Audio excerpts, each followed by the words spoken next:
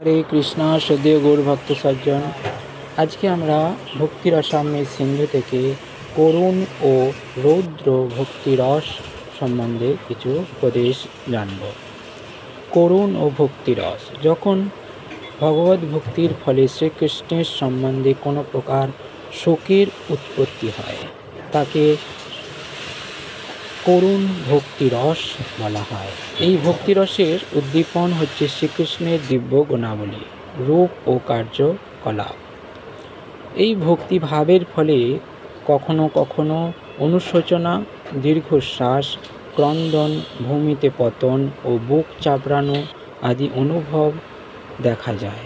কখনো কখনো আলস্য, নির্বেদ, অপযশ, দৈন্য, চিন্তা, বিষাদ, গ্লানি, উৎসুকতা, চপলতা, উন্মাদনা, মৃত্যু, বিস্মৃতি, ব্যাধি ও মোহ প্রকাশ পায়।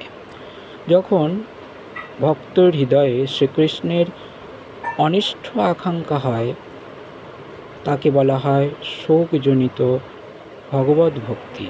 এই ধরনের শোক করুণ ভক্তিরসের অন্য একটি লক্ষ্য। শ্রীমদ্ ভাগবতী দশম স্কন্ধে 10.16.10 বর্ণনা করা হয়েছে, শ্রীকৃষ্ণ যখন যমুনার জলে কালিয়কে দণ্ড দিচ্ছেন, তখন সেই বিশাল সর্পের বেষ্টনে শ্রীকৃষ্ণের সমস্ত শরীর বেষ্টিত দেখে তার সমস্ত গোপসখা অত্যন্ত উদ্বিগ্ন হয়ে পড়েন। শোক ও সন্তাপ ও ভয়ের ফলে তারা মোহাচ্ছন্ন হয়ে পড়েন এবং ভূমিতে পতিত হন। মোহের বশে তারা মনে করেছিলেন যে শ্রীকৃষ্ণের কোনো বিপদ হতে পারে, তাই তাদের এই লক্ষণ মোটেই আশ্চর্যজনক নয়। তারা তাদের সখ্য, তাদের কামনা বাসনা, তাদের সর্বস্ব, এমনকি তাদের আত্মা পর্যন্ত শ্রীকৃষ্ণকে অর্পণ করেছিলেন।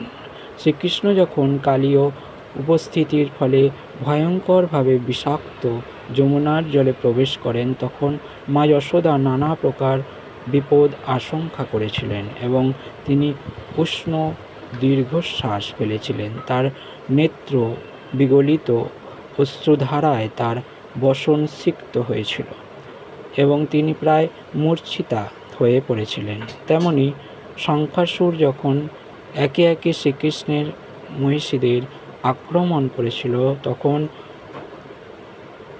বলদেবের অঙ্গকান্তি নীলাভ হয়ে গিয়েছিল। এ থেকেই আমরা কিছু উপদেশ পাচ্ছি। করুণ ও রৌদ্র ভক্তিরস যে কী, সেটা জানতে পারলাম। জয় শিলা প্রভুপাদ কি জয়। অনন্ত কোটি গৌর ভক্তবৃন্দ কি জয়। নিতাই গৌর প্রেমানন্দে। হরি হরি হরি বল।